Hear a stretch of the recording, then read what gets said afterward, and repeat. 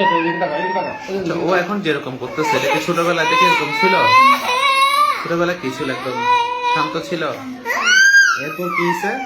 এরপর ওর পরে 16 মাস পরে একটা আমার থেকে মেয়ে হয়েছে, ওকে সময় দিতে পারিনি। আচ্ছা, যখন আপনার মেয়ে হয়েছে তখন সময় দিতে পারেন নাই, তখন ওকে কি করতেন? কি দিয়ে বসে রাখতেন? মোবাইল দিয়ে বসে। মোবাইলে কি দেখতো সে? মোটু পাতলু দেখতো। এরপর থেকে ও তো, আপনি যেটা বলছেন, ও প্রথমে কি শব্দ বলতো?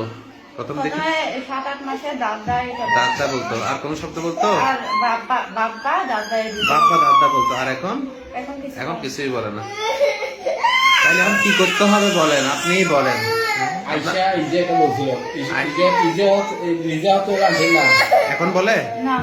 তাহলে যা বলতো তাও উল্টা বলে যাচ্ছে, বুঝতে পারছেন? ওকে, বাচ্চাকে একদম মোবাইল থেকে 100% বন্ধ করতে হবে। মোবাইল বলতে শুধু মোবাইল না, আমার থেকে এখন মোবাইল, টিভি, হ্যাঁ, সব ধরনের। ওর পাশে বসেও কেউ মোবাইল টিভি দেখতে পারবে না, কেমন? সাথে হচ্ছে আমরা যে ওষুধগুলো দিব, হ্যাঁ, আমরা লো পাওয়ার একদম অল্প ডোজে কিছু ওষুধ দিব, ওষুধগুলো শুরু করতে হবে।